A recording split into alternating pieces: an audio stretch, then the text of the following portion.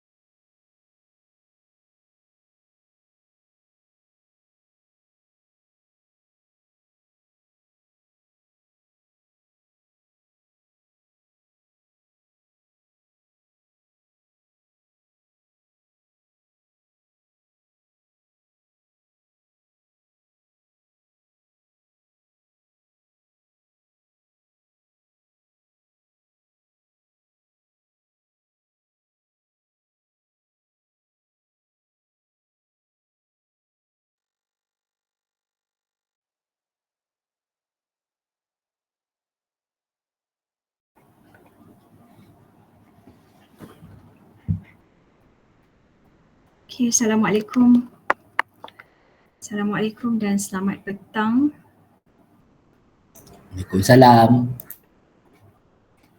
Kat mana ni? Kat rumah ke? Kat rumah. Madam, kat rumah. Kat rumah. Okay. Harapnya membantu ya suasana di rumah tu. Kala hujan yang sejuk ni kan. Jangan awak atas katil pula ni tidur. Okey ke? Okay. Okey, saya nak apa, bilangan ni sepatutnya dalam 50 something kan you all ni. Okay, tapi baru 50, I don't know ke mana mereka yang lain itu. Okay, tapi kita tak boleh nak tunggu sikit, kena apa namanya, kena teruskan sekejap ya. Suara saya clear ke? Yeah.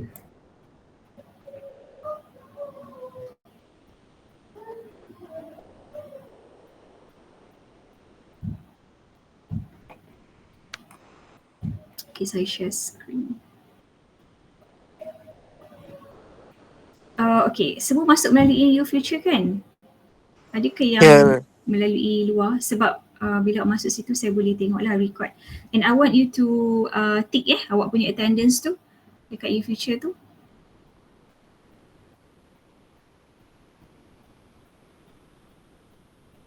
Okay, nampak ke saya punya screen now? Nampak. Okay, thank you. Alright, so okay, bismillahirrahmanirrahim. Hari ini kita akan start dengan first lecture. So kita akan start with the history of specialized and industrialized construction. So kita tengok sedikit berkenaan dengan perkembangan construction daripada dulu hingga sekarang. Okay, what is the evolution dalam construction. Okay, so we start off with Stone Age construction. Sebenarnya zaman batu dah ada. Sekejap saya rasa ada orang masuk. So, ini dia.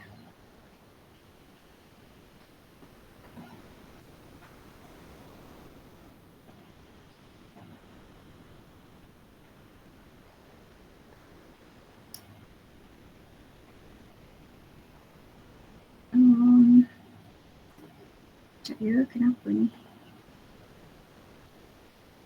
Okay, sebelum tu yang baru masuk yang sebenarnya kalau awak guna email UiTM awak boleh terus masuk. Okay, kalau awak masuk melalui email luar memang awak kena minta permission. So I'm asking everybody to enter with your UiTM email supaya senang lah. Kalau tak nanti saya kena admit seorang-seorang and then lebih mudah So untuk next class lah kita ada 3 minggu je pun Saya share balik, cari screen.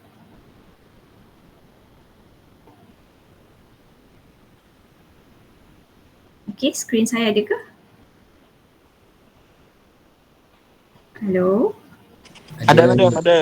Okay, gerak tak? Gerak. Okay.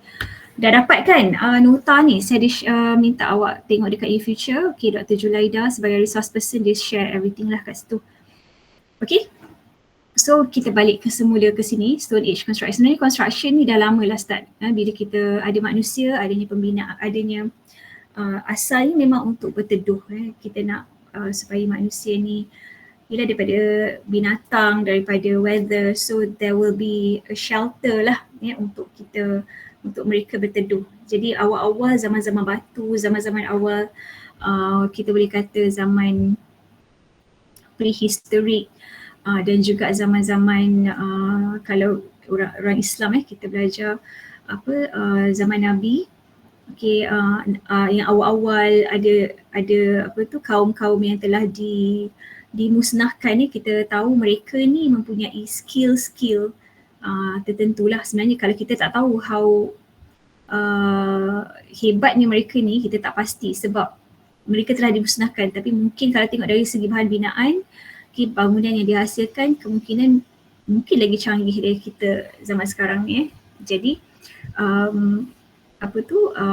construction ni telah lama daripada dulu lagi. Dan kalau kita tengok pada awal-awal zaman-zaman awalan dulu, ke materials yang digunakan adalah wood timber, calfskin. Calfskin ni apa? Kulit lembu, stone and masonry. Okay, bila kita kata masonry, we are referring to stone. Okay, kalau zaman sekarang ni kita boleh juga refer kepada batu bata. Brick pun kita boleh kata masonry lah. But in the early years, kita pakai stone yang betul-betul batu.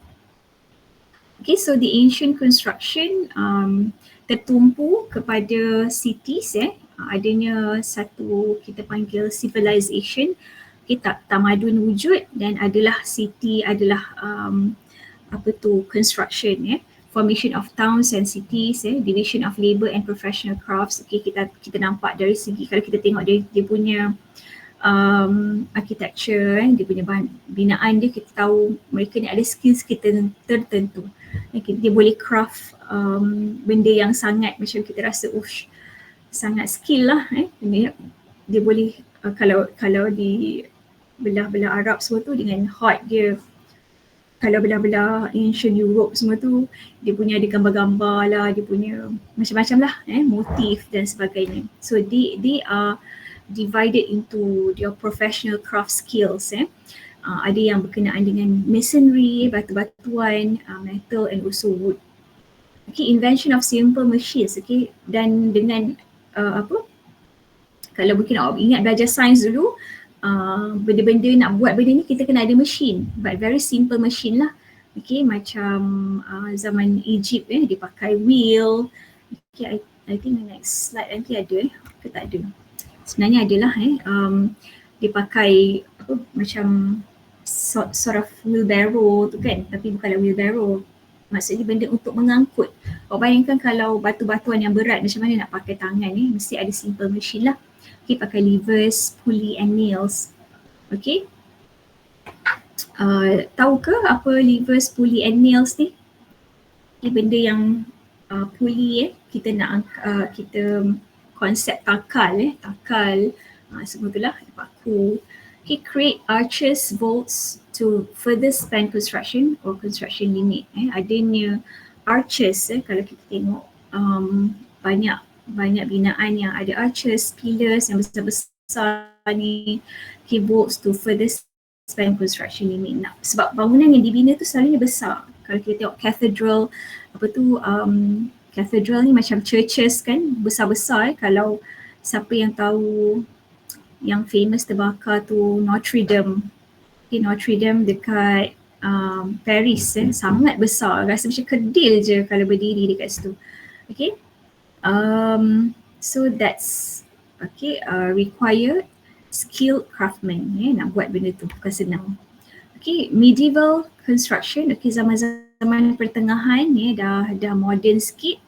Okay, the greatest construction projects in Europe, okay, adanya castles, okay, istana-istana yang besar, okay, yang cantik, tersergam indah, and cathedrals, okay, yang saya cakap tadi lah, churches semua tu. Okay, creation of skilled craftsmen, okay, and then invention of pile driver. Okay, ni pile driver untuk yang digunakan untuk buat bridge. Okay, saya tak sure lah zaman berapa tahun dah tapi zaman Roman dulu, dah lama lah. Okay, I think Roman is BC kan, zaman sebelum Masihi lagi. Okay, so kita tengok kepada types of construction projects that we have now and benda yang awal dan sekarang. Okay, kita ada building construction. Okay, ni basic lah, building construction untuk building. Heavy or civil construction, okay, lebih kepada infrastructure. Okay, and industrial construction, okay, yang massive construction, yang besar, yang volumenya besar. Okay, and this requires a unit team to plan, design, construct and maintain the project. Mesti ada satu team untuk designer orang lain, construct orang lain, and maintain tu orang lain. Okay, construction techniques basically lah, kita tak boleh nak kata ini je, sebab construction ni macam saya cakap dalam first class dulu, dia evolve, dia berevolusi, dia tak static. Okay, ada je teknologi baru. So berdasarkan keperluan, perkembangan dunia semasa teknologi, so akan ada yang lain. So this is what we call macam kira bolehlah dikata generally. Mungkin kalau awak tengok buku-buku construction ada lain pula term dia, so don't get confused. Tapi dia punya ciri-ciri mungkin sama. Okay, we have traditional or craft construction, okay, modern or mechanized construction, rationalized construction, closed system construction and open system construction. Okay, kita tengok yang traditional. Okay, traditional ni dia punya karakter dia, okay, ratio of skilled to unskilled labor is high. Maksudnya ratio kepada yang skill tu sangat sikit berbanding dengan yang unskilled worker ni. Okay. And also labor intensive yang tinggi, memerlukan bilangan pekerja yang tinggi. Okay, product small scale construction ni one off construction dia small scale and one off. Okay, uncoordinated relationship between designer, producer, builder and material component supplier. Dia tak coordinate ni, dia macam satu-satu ni lain, yang tu lain. Okay, fabrication and assemble on site or in situ wet type of construction. Dia banyak buat kerja bancuhan, casting semua dekat site. Okay, memang very traditional lah and lambat lah. Okay, similar methods of construction using similar materials. Benda yang method yang construction yang similar, dia akan pakai kaedah yang similar lah, material yang similar. Okay, dulu masa saya kerja awal-awal dulu dekat, saya orang Banting, so awal-awal dulu saya kerja kat Banting lah, projek jadi projek AZ kat situ. Memang dia tak ada main contractor, semua memang dia bagi kita panggil untuk yang in charge untuk kita panggil satu-satulah dia ikut, dia tak ada satu yang integrate tau, dia memang untuk yang buat structure saja, okay, untuk yang buat finishes saja, dia tak ada satu. Kalau kita sekarang kita ada main contractor and then dia sub kepada subcontractors kat bawah-bawah. Jadi ada lagi lah orang yang pakai traditional method ni, okay, sebab kadang-kadang tu kalau projek tu tak besar dia boleh lah pakai. Ni kalau projek besar agak tidak munasabah untuk pakai traditional method and it's very time consuming, lambat nak siap. Okay, and then we have modern or mechanized construction. Okay, lebih modern. Okay, ini dalam 90s kita banyak pakai modern construction, banyak menggunakan mesin. Itu kita namakan mechanized construction, banyak menggunakan machineries, kita panggil vehicles kan dekat site banyak. Okay, because the skill is very very large. Okay, maksudnya pembinaan adalah pembinaan secara large, besar. Macam KLCC, site dia besar, bangunan dia besar. So it need a lot of machineries nak work on site. Okay, however it is less flexible sebab dia macam nak kata, dia bukan traditional, dia modern, tapi dia kurang fleksibel lah, ada benda yang tidak fleksibel. Okay, and labor intensive, menggunakan labor yang sangat banyak dan intensif. Okay, macam saya cakap tadi, mechanical plant, greater investment of capital in fixed assets, so menggunakan banyak capital investment untuk beli aset, nak beli macam aset untuk dipakai dekat site ni, and a more systematic process of supply and assembly of materials. However, dia lebih systematic berbanding dengan traditional tadi. Okay, and then the modern sikit kita namakan rationalized construction. Okay, up sikit, okay, di mana ada ni integration of system dalam design and production. Sebab selalunya design, production lain. Okay, so kalau dalam rationalized construction ni ada integrasi lah.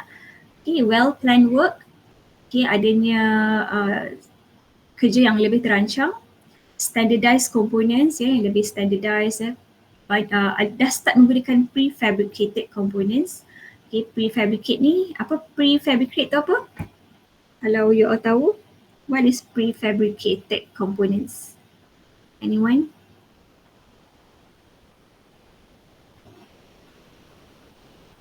Hello? Salah tak apa, cuba.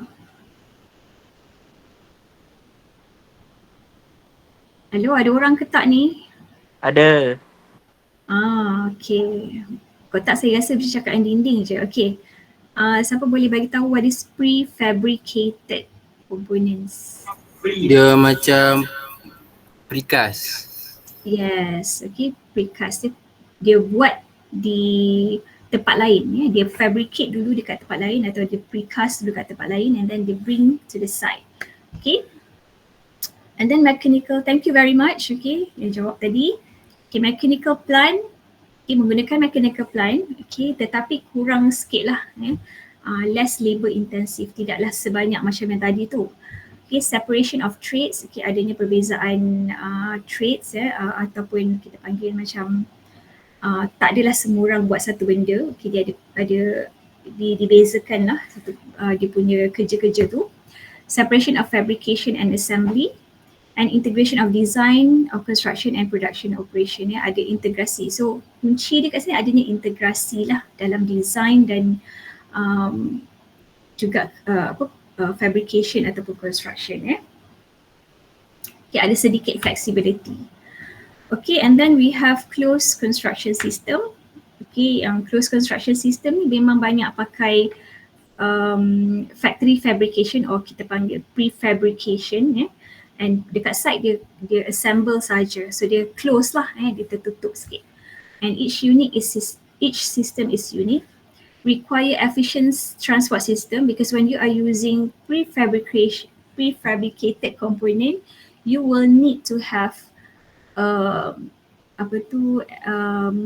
transport yang besar nak bawa dia. Bayangkan bawa dinding, bawa tiang besar tu daripada kilang ke site. So you need to have efficient transport system. Okay, and require sophisticated organisation sebab dia kaedah dia begitu. Jadi organisasi tu lebih sophisticated lah, lebih complicated sikit. Dia tak macam yang traditional yang kita biasa buat. Okay, so that's closed construction system. Okay, Mivan formwork system ini formwork yang lebih kita panggil lebih up to date lah. Dia pakai besi steel dia pakai steel.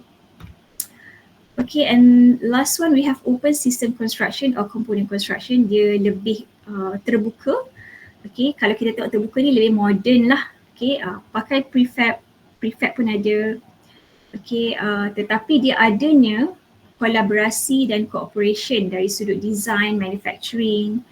Okay, adanya combination of pre-design components, custom design. Dia bukan semuanya prefab, ada yang prefab. Okay, yang prefab ni custom lah. Okay, ada yang kita buat secara tradisional juga. So dia lebih fleksibel. Mana kadang-kadang tu kalau semuanya prefab dia ada masalah juga. Walaupun dia cepat tetapi ada masalah. Dia tidak kita panggil tidak fleksibel. Okay, dia sangat strict. Okay, sangat strict. Tapi kalau adanya open system construction ni dia combine. Kalau ada keperluan nak buat cast dekat site, buat kat site. Ada juga yang pakai prefabrication method. Okay, interchangeability and coordination, boleh interchange, boleh tukar dan boleh coordinate according to situation. Complex management and coordination, of course bila adanya kaedah sebegini, management dia lebih kompleks dan perlu ada coordination yang lebih kompleks juga. However, it's more flexible. Okay, large scale demand. Okay, orang pun bila dia lebih fleksibel, orang lebih minta lah, ada permintaan yang tinggi. And maintenance rehabilitation problems reduce. Kalau kita tahu prefab punya problem dia banyak dekat jointing, dekat joint problem. So kalau dekat sini kita boleh tengok kadang-kadang tu tak sesuai joint yang begitu, kita boleh pakai dekat site and it's reducing problems in maintenance afterwards, post construction. And there are also common sets of standards coordination of dimensions and joints. Ada standard lah nak coordinate sesuatu elemen dan joints. Okay ke setakat ni? Are you with me? Okay. Kita dah dalam setengah jam Okay, insyaAllah saya letak set dekat YouFuture dalam habisan pukul 7, tapi insyaAllah taklah, saya cubalah untuk habiskan earlier pukul 7 nak maghrib dah. Okay, so what is building? Kita dah cerita awal-awal tadi, konsep awal-awal pengenalan dan kita pergi buat building. Okay, sebab awak kena faham building tu apa. Okay, so building acts as container or envelope. So basically kalau kita orang kata nak kata, if you want to call that an item to a building, okay, it's supposed to have certain criteria lah. So kalau kita tengok kat sini, building acts as a container or envelope sebab dia satu ruang yang tertutup, okay, which buffers or filters external condition for internal needs. Sebab kita sebagai manusia, kita perlu kita perlu berlindung dari cuaca, dari binatang, dari macam-macam lah. So kita punya comfort, internal comfort yang kita nak kena fulfill. So building will have to will play the role untuk melindungi kita daripada external environment. Okay, and it represents various levels of action and interaction between people and their surrounding.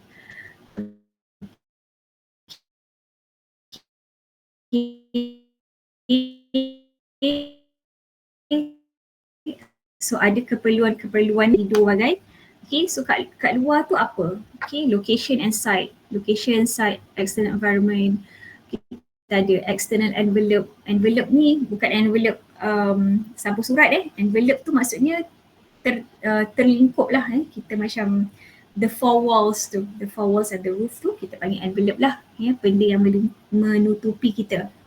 Okay, the structure and fabric. Okay, so we have the structure, the fabric. Fabric ni bila kita kata building fabric yang menutupi kita ni, apa material dia pakai. Okay, so what are the components of the materials and also building services. Building services ni macam aircon, kipas. Kalau kita bangunan je tak ada kipas pun tak boleh. So we need to have all this nak lengkapkan satu bangunan ni.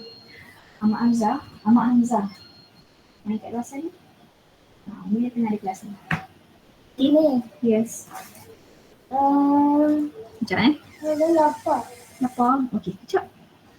Sorry.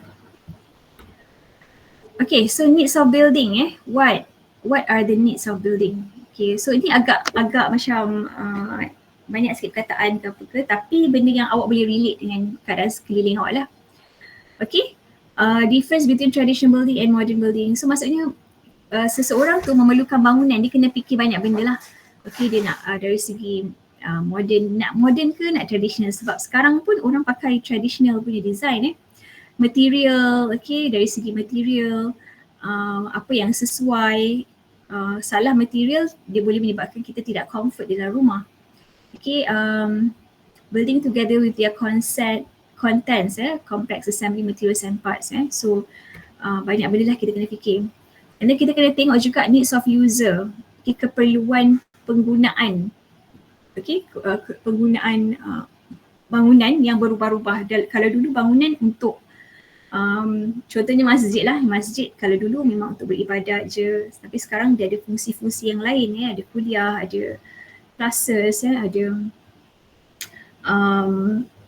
macam-macam aktiviti yang dijalankan So kita kena tengok user requirement. Okay, so kita akan tengokkan kat situ So perceptions of building adalah personal and often intimate. Perceptions and sensations may include the following Kalau kita tengok bangunan ni, basically apa yang kita tengok adalah keperluan untuk lighting, okay, cerah ataupun gelap. Kadang-kadang kita perlukan gelap yang kita perlukan cerah. Hot and cold, ada kali kita perlu sejuk dan panas. Dry and humid, okay, kering dan basah. Okay, sunshine and shadow, kita perlukan sunshine, and sometimes we don't need, we when shadow lah, ataupun kita panggil, kita nak dia ada teduhan Okay, color and texture, smells and odors, sound and silence, location and situation, size and scale, context and use, and character and association Okay, sesuatu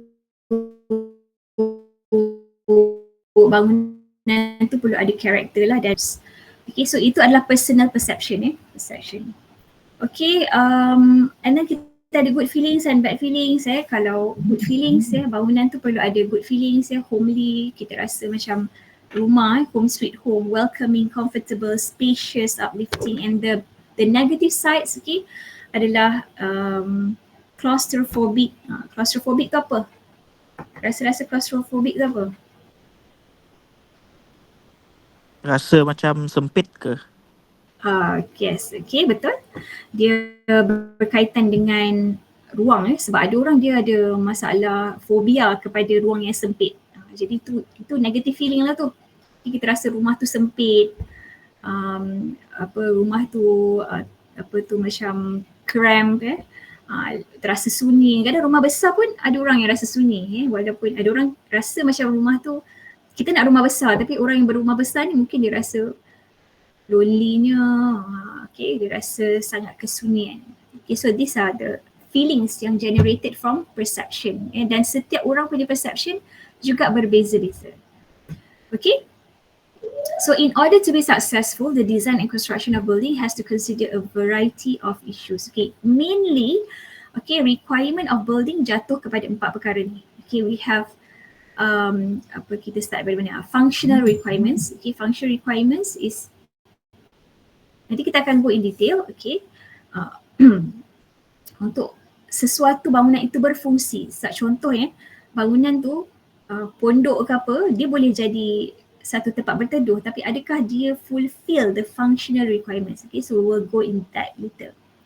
Okay, we have performance requirements. Okay, dari segi kita kata performance ni, performance prestasi, apa yang nak diprestasikan. Okay, user requirements and statutory requirements. Okay, functional requirements. Okay, so functional requirements, sesuatu bangunan itu ada fungsi. Okay, dia boleh berfungsi. Macam saya cakap contoh tadi kan, kalau pondok kita, awak ada dusun durian. Okay, dusun durian dekat kampung.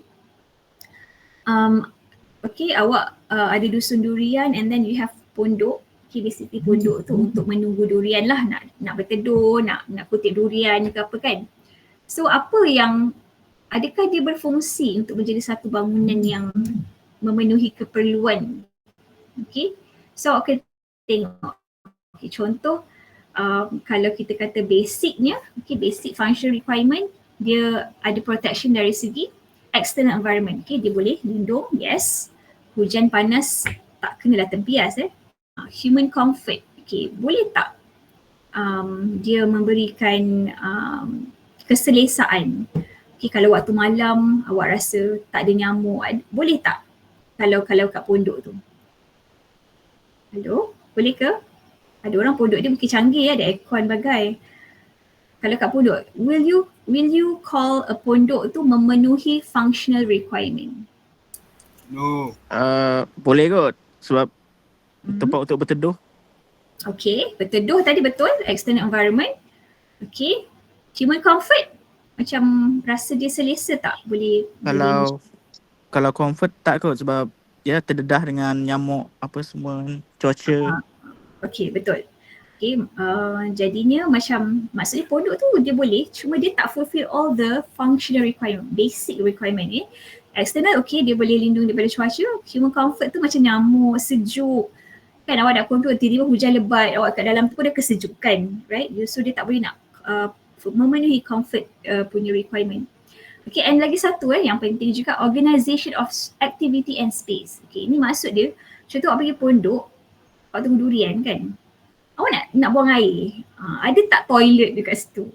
Okay, ataupun awak boleh makan mungkin boleh lah, kita tapau kan, bentang tikar makan. Tapi untuk nak buang air, untuk nak solat, nak tidur, so this is what we call activity and space. So kalau dia tak boleh fulfill this basic requirement, kita tak boleh kata dia adalah functional lah.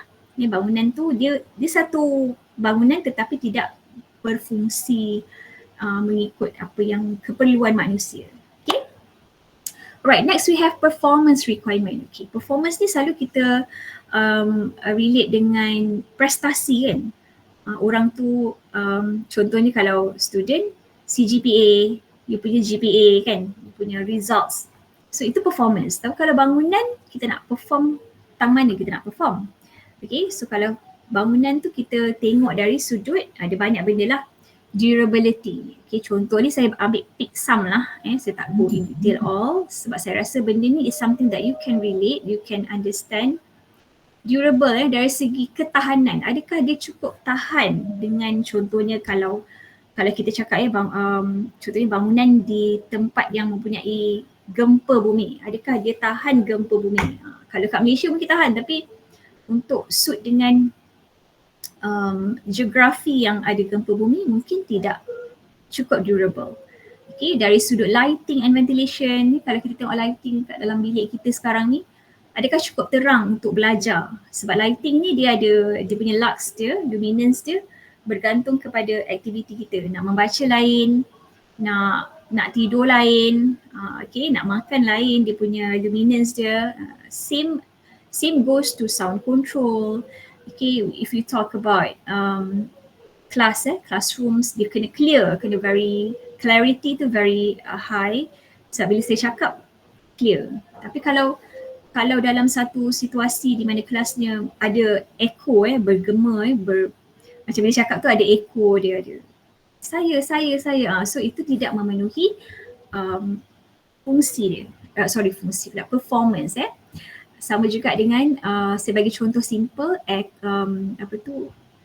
kita panggil aircon. Okay, aircon. Macam ni kita nak kata aircon tu berfungsi perform atau tidak. Okay, aircon tu kena sejuk lah. Nama pun aircon kan, kenalah sejuk, takkan panas. Tapi kadang-kadang ada yang bila kita turn on aircon, kita tak rasa sejuk. Kita kena pasang pula kipas. Dah tu, so maksudnya kat situ dia tak perform. Okay, bila sampai kita pasang aircon tapi kita rasa macam tak sejuk, rasa berpeluh-peluh, so that is not performing lah. So ini adalah benda antaranya yang kita tengok. Okay, adakah nak tanya anything dari sini gambar ni? We have thermal comfort. Okay, thermal comfort ni dari segi kita punya comfortable suhu, keadaan bilik kita tu, adakah comfort dengan suhu kita kan. Okay, lighting. Ada lagi nak tanya tak? Mungkin ada yang macam sanitation ke, food, security ke, ada ke? Yang saya bagi tadi contoh je, macam ni kita nak kata perform atau tidak perform. Lighting dalam bilik tu perform ke tak perform? Kadang-kadang satu kita tengok dia punya, maksudnya fungsi dia dia menjalankan fungsi dia ke tak? Adakah dia aircon sepatutnya sejuk ke tak? Lighting tu sepatutnya cerah atau tidak? Itu basic dia. Lepas tu kita tengok pula kesesuaian dengan aktiviti yang kita nak jalankan tu. Okay, adakah cukup terang untuk kita nak perform kerja kita tu? So kalau kita nak membaca, if it's not light, well lit, tak betul-betul terang, kita tak boleh nak sakit mata, kita boleh berdatangkan masalah yang lain. Okay? Okay ke? Okay. Okay. Alright, thank you. Saya dengar laki je, orang perempuan ni mana? Ada, madam. Ada. Kenapa? Bersuaralah sikit bagi nampak orang lelaki je macam concentrate ni, kagum juga saya sebenarnya. Okay, so this is contoh lah. Contoh we have private property and also business or public property. Okay, what are the things yang biasanya di-install kat situ? Okay, windows, ada yang ada solar panel system. Okay, roof light. Okay, ni dari sudut apa kita panggil comfort and architecture lah. Okay, so this is also another contoh. Okay, dari sudut macam ni kita nak tahu perform ke tak perform, kita tengok services dia. Okay, and also the elements dia. Maksudnya fungsi dia apa dan adakah dia cukup performing according to fungsi dia yang sebenar. Macam saya cakap, aircon sepatutnya sejuk. Okay. Alright, and okay, ni lagi performance requirements. So we have security, lighting and ventilation, fire protection, so on and so forth. So ada yang saya dah sebut tadi. Okay, next we go to statutory requirement. We have this is number 3, requirement yang ketiga iaitu statutory. Statutory ni nama pun statute kan, so dia berkaitan dengan akta, regulation, benda-benda yang legalized, legal documents. Contohnya macam kita refer kepada apa? Kalau legal, awak refer pada apa? Apa statute ataupun act yang biasa awak guna? Untuk kita lah yang awak belajar lah sebelum ni. Can you name few? Hello? UBBL. Okay, good. UBBL.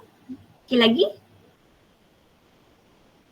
UBBL tu kita punya macam kitab lah, sebab bila kita cakap pasal building, we have the Uniform Building Bylaw tu anak dia. Mak dia siapa? Siapa mak UBBL?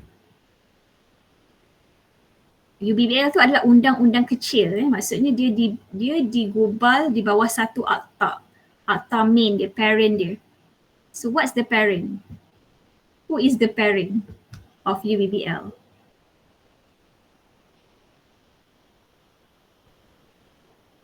Akta, apa akta awak belajar macam berkaitan dengan bangunan. Ada bangunan dalam akta tu, nama akta tu.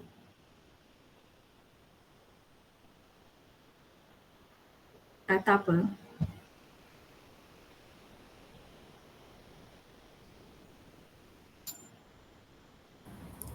Street Drainage and Building Act. Yes, good. Okay, very good. Itu mak dia. Okay, mak dia. Akta Jalan, Parit dan Bangunan Akta 133 kan. Okay, itu mak dia dan sebab dalam tu dia merangkumi ketiga-tiga benda ni. Street, Drainage and Building. Okay, however ada since pada zaman awal-awal dulu late 70s and early 80s masa tu KL tengah bangun dengan sangat pesat so banyak bangunan didirikan. So what happened bila adanya kebakaran, so habis bangunan yang sebelah-sebelah pun kena terbakar sebab tak ada satu regulation masa tu, and that is where UBBL comes in. Okay, diperkenalkan sebab kalau awak belajar ada fire punya requirement ada dua part kita pakai part 7 and part 8 berkenaan fire requirement sahaja. Sebab nak mengelakkan kejadian macam itulah kebakaran sanitation kebersihan dan sebagainya. Okay, so these are the requirements that a building need to fulfill. Okay, maksudnya keperluan perundangan. Okay, termasuklah untuk design, build, manage, repair, maintain and demolish building. So ada lagi akta-akta lain yang related, tapi yang kalau kita kata bangunan, mainly we are referring to Akta Jalan Parit dan Bangunan and also UBBL. So kalau awak belajar strata building and so on, akan ada akta lain lagi lah. So ini adalah contoh-contoh requirement atau statutory yang perlu diikut sebab kita ni kalau kita ikut kita perlulah ikut perundangan ni. Okay, and last one is user requirement. Okay, user, nama pun user, so adalah keperluan pengguna. Siapa yang guna bangunan tu. Okay, so bila kita kata user requirement, dia bergantung kepada aktiviti bangunan tu lah. Okay, sebagai contoh, kalau rumah keperluan dia mengikut rumah lah, sebagai rumah lah, ada tempat tidur, ada toilet, ada family area for gathering and sebagainya. Kalau untuk kelas lah, so itu kita namakan user. Siapa pengguna dia? So kalau if it's a sports complex, okay, keperluan sukan lah. Dia punya lantai dia perlu macam kita panggil rubber punya material sebab kalau jatuh dia tak akan cedera. Dia punya track dia pun macam something like rubber punya material lah. Okay, and then kalau main bola dia ada dia punya turf dia, so on and so forth. So that is what we call user requirement because it depends on the activities of people who resides or occupy that building. Okay, and then at the same time, okay, it has to also fulfill the human needs, keperluan manusia tu. Tak kisahlah bangunan apa, okay, perlu ada human needs dari segi sudut physical, okay, okay, physical, psychological, okay, dari segi sudut psikologi, mentally, fisiologi, kita panggil fisio lah, and also social interaction kena ada. Sebab kalau awak bayangkan satu bangunan tu dia tak ada social punya needs, tak fulfill social punya needs. Maksudnya orang tu duduk untuk dia je. Okay, dia tak boleh nak mingle around. There's no space or no facilities that support that social needs tu, tak boleh juga. So dia kena ada that needs juga kena ada, to fulfill that needs. Okay, user requirement kita tengok kat sini. Okay, dari segi cost, okay, for improvement, structural implication, compatible ke tak. Contohnya macam kalau bangunan tu sports complex untuk stadium, okay, structurally adakah dia sesuai for stadium. Okay, environmental condition, okay, dia memenuhi keperluan sensory, touch, all our sensory system lah. Kita ada touch system, kita punya sentuh touch, then hearing, auditory system, kita punya bau dan sebagainya lah. Okay, requirements of space, circulation. Kalau sports dia kena ada ruang yang luas, nak perform, nak main tu kan. Okay, activity, social interaction and classification of user. Okay, task orientation. Macam even dalam sports complex, there will be a space for penonton, there will be a space for pemain dan juga ada offices, toilet dan sebagainya. Okay, boleh ke? Boleh.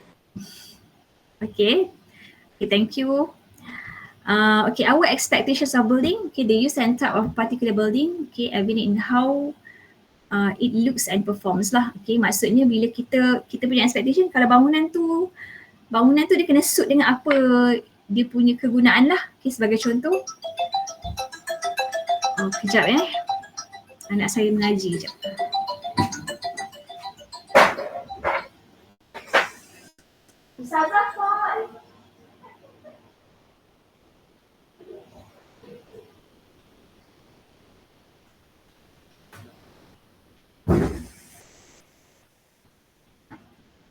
Okay, sorry. Mengaji online Ustazah di call.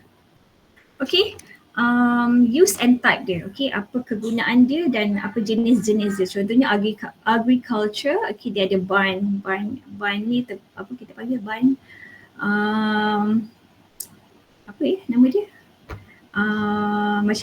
Macam kandang lah, kandang commerce, okay, untuk apa kita panggil commerce? Perdagangan, shop, office. Untuk defense ada, kalau zaman dulu castle mesti ada dia punya, mesti atas bukit, and then ada dia punya macam dinding besar, dinding yang sangat tinggi, dia punya tembok dia. Okay, so kalau if the use is for education, then the type is school, and then we have colleges dan sebagainya. Okay, ni okay kot saya rasa ni awak boleh relate lah, very straightforward lah kan, betul tak? Do I need to explain? Hello? Mungkin ada yang tak tahu apa horticulture. Horticulture tu apa benda? Tahu tak horticulture apa? Tak tahu. Tak tahu? Sekejap. Okay, horticulture ni macam apa kita panggil hot cat, orang panggil hot cat. Kalau cara pendek dia macam landscape lah, landscape. Sort of lah, yang saya faham lah kan, landscape, and then we have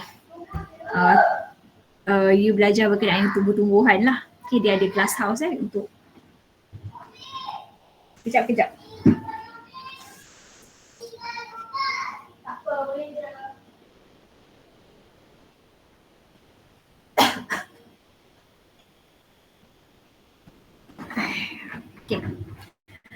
Glass house glass house tu rumah kaca yang mana kita nak bagi tumbuhan kita tu lagi cepat besar lah, dengan ada cahaya matahari yang secukupnya.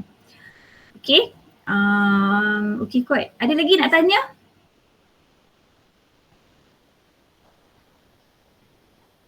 Can I move on, or ada anything that you want to know? Hello? Sure, can move on, madam. Okay, so simple kan, senang kan? Okay, so ni contoh lah Okay, kita cakap pasal agriculture tadi. Okay, we have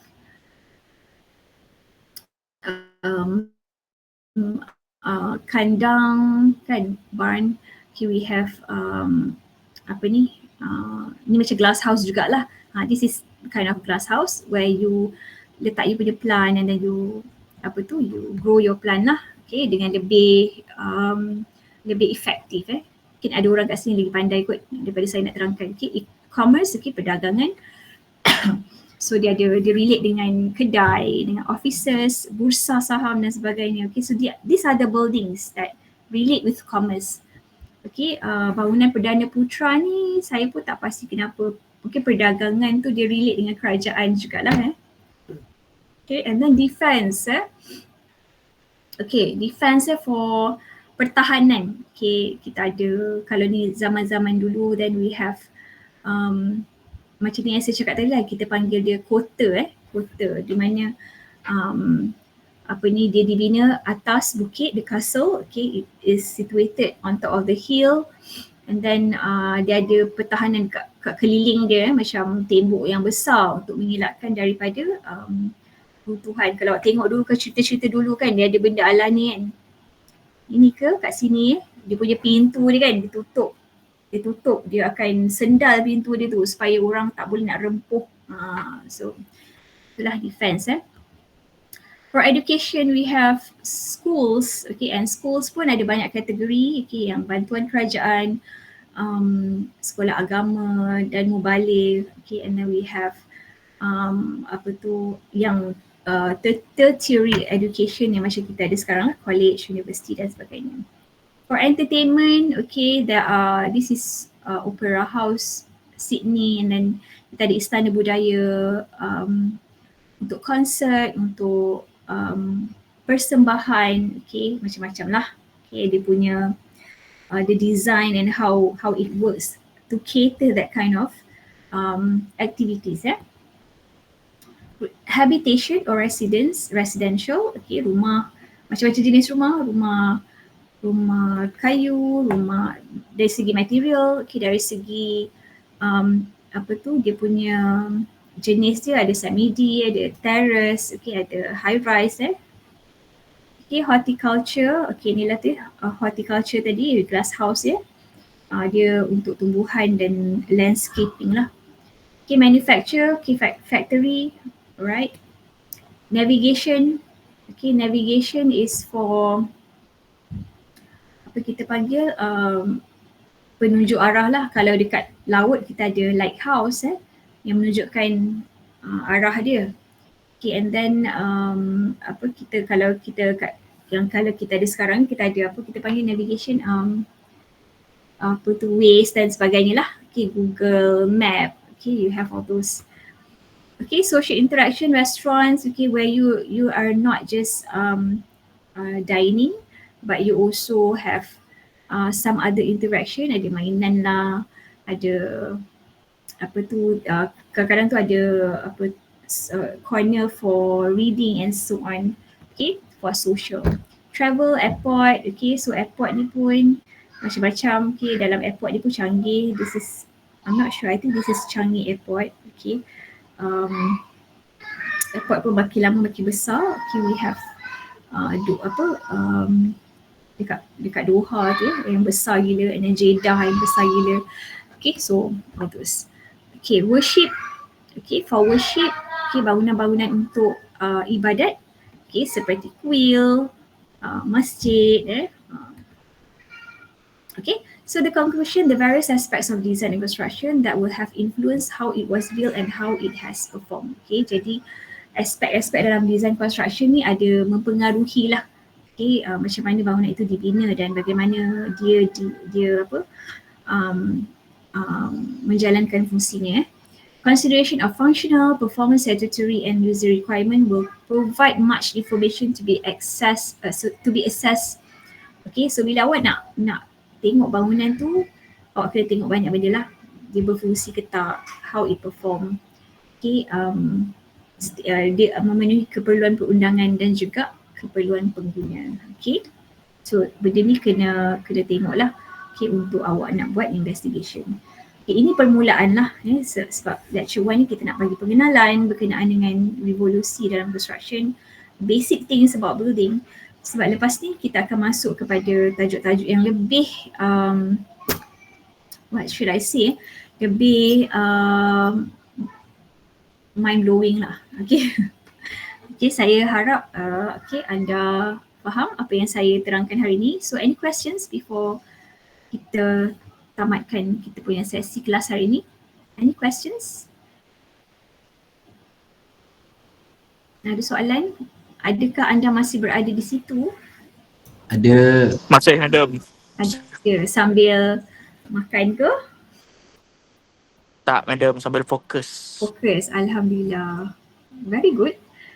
Saya sebab tak nampak kan. Okay, harapnya begitulah, fokus lah. Okay, ada soalan?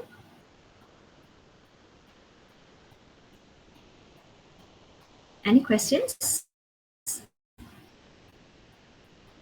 Untuk hari ni tak ada? Tak ada, madam. Tak ada, madam. Sekejap saya tengok kedatangan ni. Kedatangan jangan lupa ya, status tolong ada yang tak ada. Nur, kalau ni kelas apa ni? Kelas A. Okay, kelas A Nur Azira tak ada. Tak tanda tangan, tak tahulah dia memang absent ke apa. Okay, kalau kita tengok kelas, sekejap ya. I just run through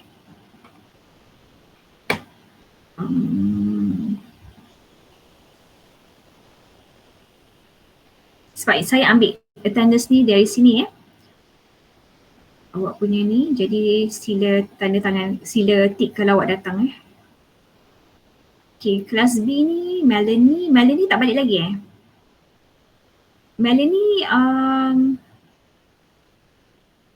I see, Melanie ni korang tak masuk dalam group kelas B. Kelas B. Ya, madam. Melanie tu dia baru masuk. Sebab minggu lepas dia pergi konvo. Ada ke dah masuk dalam group ke? Ada ke dia kontak Oh, belum sesiapa? lagi lah. Dia belum kontak lagi. Belum kontak, okay. Nanti saya tanya dia lah kelas B, Syafi ada Syafi? Syafi, tak ada kat sini. Syafi, dia part 7 lah sebenarnya dia kena ambil subjek ni semula. Saya ada kontak dengan Hafiz kan? Ada pun. Ada? Yes. Syafi ada? Ada. Okay, alright. Okay, so itulah Melanie yang tak ada, yang lain semua ada. Sebab saya tak nampak nama Syafi ni. Okay, tak apalah. So itu saja untuk hari ni. Okay, mungkin ada yang berpuasa nak buka puasa. Untuk tutorial, saya akan terangkan assignment. Assignment 1 dan 2. Untuk tutorial esok untuk kelas A. Kan? A ke B esok? B Kelas B. Kelas B, okay. Kelas B. Kelas A hari Khamis. Okay, so saya akan terangkan tutorial. Saya akan terangkan assignment. Okay, itu saja. Okay, thank you so much for today. Kita jumpa kelas tutorial nanti. Okay. Assalamualaikum. Waalaikumsalam Thank you, madam. madam. Terima kasih madam. Thank you, madam. Thank you, madam. Thank you, madam. Thank you, madam. Thank you, madam. Okay, Thank you, sama. madam.